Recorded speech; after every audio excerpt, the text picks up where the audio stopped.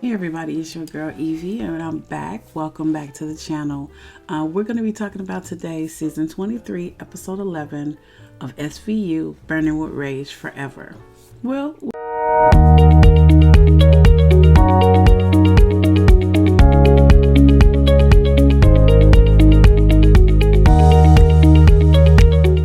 we're going to do it the same way we always do it. How did this start? What happened? Who did it? Why? And how did it end? So how did it start? Well, it started with Noah in a cage. I know what you're saying. Noah in a cage. It looked like he had a black eye, but he didn't. But anyway, Liv walks in to pick him up and he's in this cage. This little boy or whatever is trying to make him talk like a dog and bark like a dog. So I'm wondering what's really going on with that. So anyway, when Liv and Noah walk out, they end up talking about it, which I would have asked my kid what happened to. So he indicates that, Mom, I'll talk about it with you, but after I talk about it with you, I really don't want to talk about it anymore. So he tells her that this boy was bullying him essentially, and that he wanted him to bark like a dog and he refused to do it. So what happened in this episode? Because it was pretty deep, you guys. So what happened? Well, we cut to a boy named Tino, and we see him with his uncle Carlos, and this boy is playing a video game. He's on his computer, and we see that his uncle Carlos is supposed to be watching him, but he's not. He indicates that he is going to leave and not to, he tells Tino, shh, don't tell your parents, don't tell your grandma, don't tell your dad that I left, just tell them I'm in the bathroom.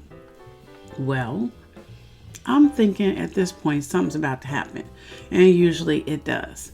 So at this point, we can see that as soon as his uncle leaves, his uncle Carlos, Tino gets on the computer and he's talking to someone in a chat room. And the first thing I thought was predator, because they're always in little kids' chat rooms or game chat rooms waiting for kids to come in there, and then they pretend like they're children or the parents of the children, and they try to lure them. And that's exactly what happened. This guy, Slayer's dad, indicates that he wants him to come meet him somewhere because his son really wants to play the game with Tino. And so Tino, being a kid, he says, okay, I'll meet him. So he goes, stands on the corner. Slayer's dad arrives in his car. I don't see the kid though. Like, where's Slayer's dad's kid? And neither does Tino. Tino notices right away that the kid's not in the car. So he asks him, well, where is your son? And he says, well, he's at the library. We're going to pick him up, basically. So he gets in the car. Gosh, that scared me when he got in the car. First of all, don't get in the car with strangers. He gets in the car. There's trash all over the back seat. The guy's like, just push it over. We found out later this guy's name is Theo. So he pushes the stuff over. He gets into the car. He takes the kid home. And all the time, Tino is asking him over and over, where's his son? He is reluctant to say. He keeps giving Tino some type of drink, like a cola or something. And Tino says, I'm dizzy. I'm starting to get dizzy. So we fast forward to see that Tino is not being allowed to leave. This guy has got him. He is in trouble. He is in trouble. And so what we find out is that Carlos's brother comes home from work and Tino's missing. And Carlos's brother Sebi is like, where is he? So they have to look for him because we know where Tino is, but they don't know where Tino is. So Tino's 8. Kids are so trusting, especially at that age. Well, the guy has convinced him that his son was going to be there, but now he's locked in this place. So 5 minutes into this episode, I'm already pissed off. I'm already scared. I'm already pissed off. I'm already thinking about my own kids, So Liv and Amanda and another cop are out looking for Tino at this point. And Mr. Guzman, Sebi, is actually upset. And he should be because his son is missing. So they look for Carlos's laptop because Carlos says, well, he can't really play the games. Tino can't play the games that he wants on his regular computer, so I let him use mine. So they end up pinging his laptop to find out where Tino is. They start asking people in the building when they get there. Velasco and Amanda start asking people, have you seen this kid? And finally, they encounter a woman and she says, yeah, I think he went in that apartment over there. So they go in that apartment over there. After they hear glass shattering, they walk in the door and they see Tino. He's tied to a radiator and he's got tape all over his mouth. But the guy, he's not there. He's gone. So Tino was drugged because you could see how groggy he was, when they picked him up. So anyway, Velasco and Finn start to work the crime scene, and Amanda and Velasco talk to the shady landlord that actually owned this building and seems to be renting these things by the hour, renting apartments by the hour instead of by the month. Well, who did it? Theodore Mortaugh is the guy that actually did this to Tino. And they get to Theodore's house by tracing his Vimo app account from the landlord back to Theodore. So they get to the house. The door is actually open. They announce they have a warrant, but they go in anyway. They, as in Velasco and Amanda. And they start seeing blood all over the floor. Well, when they go in, they find out that's Teddy's blood all over the floor. And he's in the kitchen tied to a pipe. He's bleeding out, profusely bleeding. Well, I would say he deserves it, but I'm not going to say that.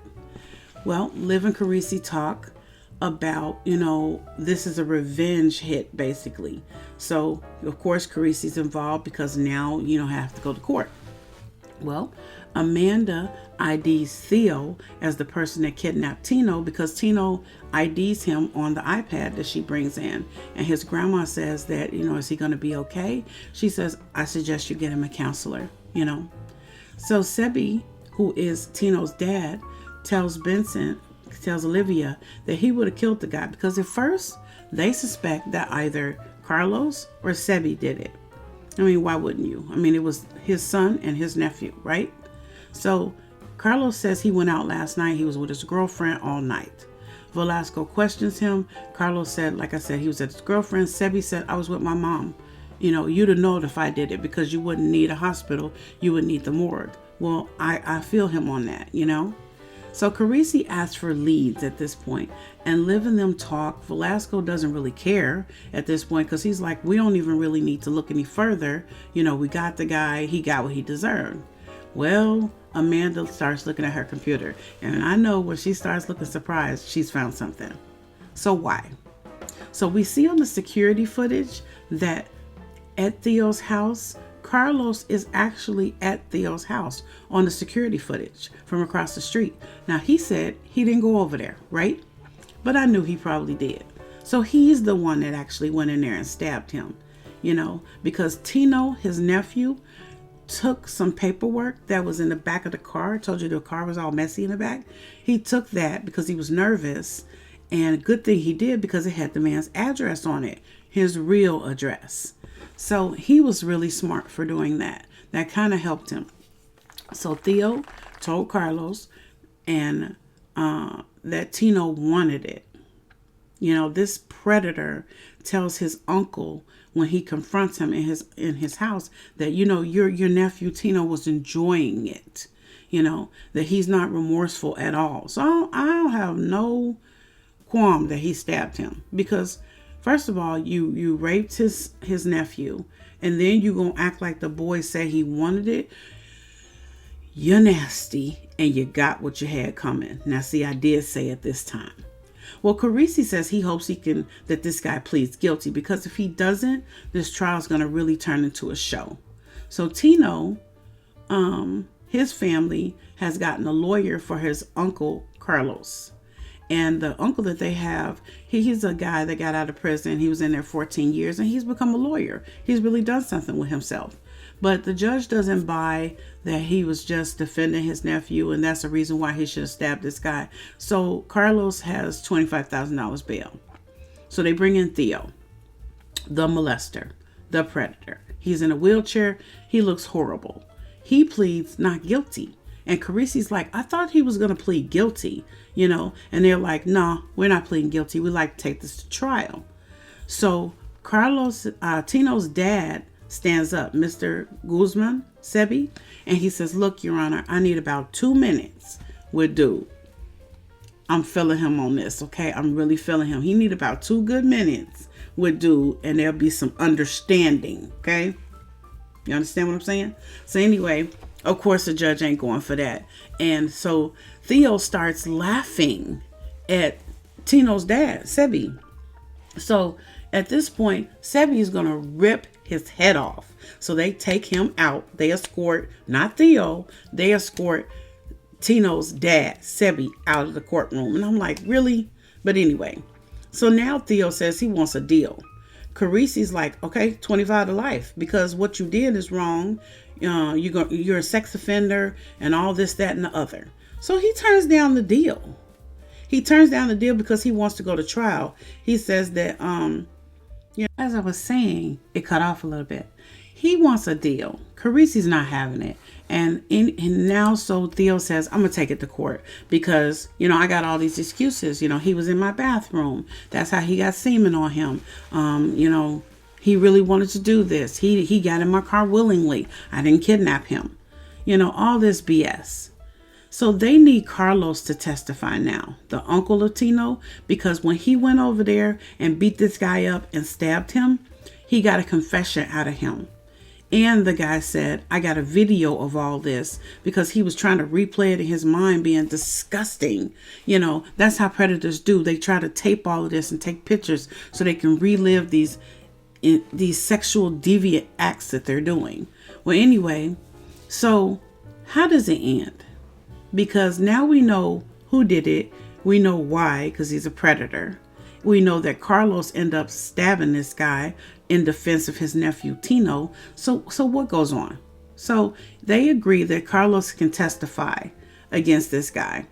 And he says, I got his phone too. So now he's got the video. He's got his confession.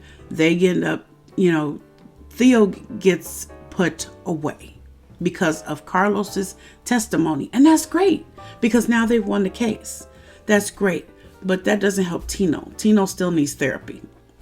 But so how does it end? So Maya, the girlfriend of Carlos, she brings in her son Andre to the squad room and she talks to Liv. She's shaking. And Velasco says, I'll take Andre, because he looks scared too.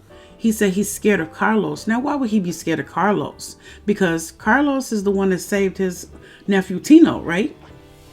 So it turns out that he's scared of Carlos because Carlos was at his house when he was taking a shower.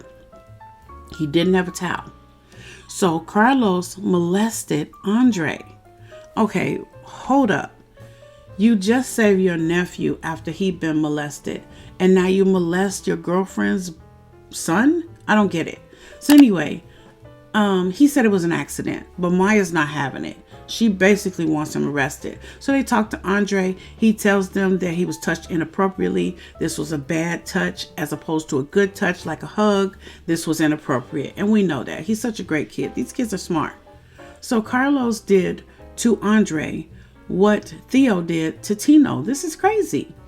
So Elvis, remember Elvis? This guy, this biker in the neighborhood who keeps an eye on things. Well, anyway, he told them that Carlos is now on the roof. He's finna jump off the roof because he feels bad about what he did to Andre. So Liv goes and talks to him and she tells him, you do want to live, because he says, I don't deserve to live. And she says, well, that's good you said that, because you said you don't deserve to live. You didn't say you want to die. Which is a difference. So she tells him, I'll listen to you. And he says, well, it happened to me too. That's why this happened. Because Velasco's like, tell us why you did it. And he says, well, I was molested too. And this is so sad. He drops the knife because he's got a knife to his throat. He's so distraught. He ends up hugging Liv and she hugs him back. She's so relieved that he didn't jump off this building. Well, come to find out, in the beginning of the episode, we see Carlos watching TV and it's about a fire and a teacher that died in a fire. Well, the teacher was Mr. Delgado, was his teacher from 3rd grade who actually molested Carlos way back when. So he was molested by his teacher. He says he's glad his teacher was dead, that he's in hell, and he deserved what he got. So Sebi starts to ask them, well, why didn't my brother say anything? He was the smart one. All of a sudden he got quiet. He didn't want to study anymore. Well, that's why. He was humiliated.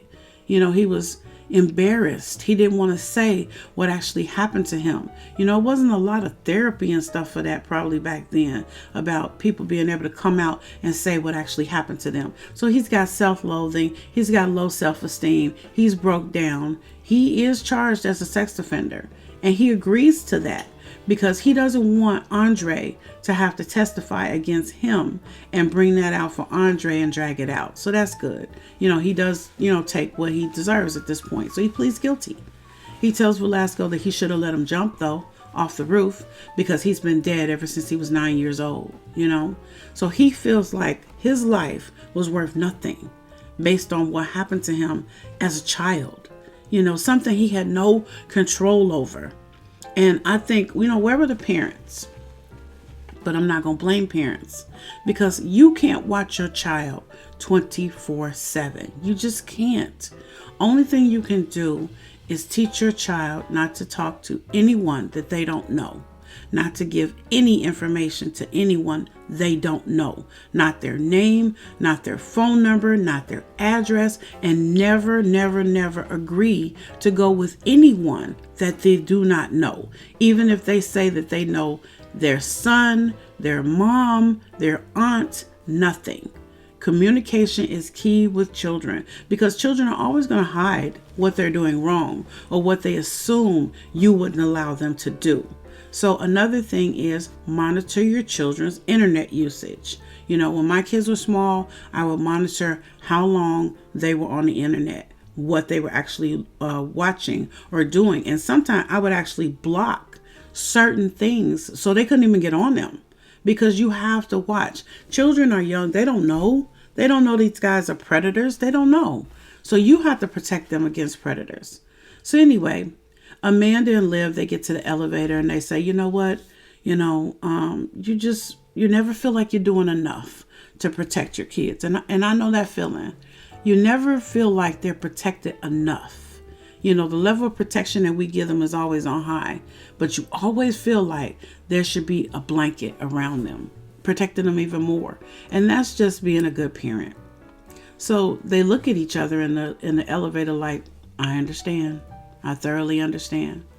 So then Liv has a night walk and she's walking with Noah, and Noah ends up telling her that this guy is just a bully, the one that put him in the cage, and that he was teasing another one of his friends, Corey, because Corey told this guy that certain pronouns shouldn't be made fun of. And when he said that, it's basically saying that Corey is thinking that he's either homosexual or gay or something of that. Well, come to find out, Noah says he's bi. He says that he's bisexual and that there is no shame in being true to yourself. He stood up for Corey. He stood up for himself. And he, kind of stood up to his mom, telling them this. Of course, Liv is open-minded and she listens to everything he says. And then she congratulates him and tells him, I'm really proud of you for sticking up for yourself and your friend and admitting and telling me that this is how you feel. He says, well, it's my truth, Mom. And she's really proud of her kid. Noah is really a smart kid. And that's how it ended. That's how it ended, with Liv and Noah talking. Now, what did you think about this episode? From 5 minutes in, I was disgusted. I was disgusted because these are children. But this is what happens in every day. What are you doing to keep your small children safe? What do you do? What kind of internet search engine block do you use? What app do you put on your kids' phone or on their internet? You can put it down in the comments because there are a lot of people that are going to watch this video and wonder what they can do in order to keep their children safe. And if you want to go ahead and put it in the comments, I would appreciate it below. My kids are so long ago small, those apps are probably non-existent that I used then. But you can help. You can help by putting that information below. Well, I would really appreciate it. If you guys like the content that you've seen today, I would appreciate if you could consider subscribing. I do cover Law and Order SVU and Law and Order Organized Crime. I'd like to go ahead and thank you guys for being with me today. And you know what? I'm going to see you in the next video. So Law and Order on.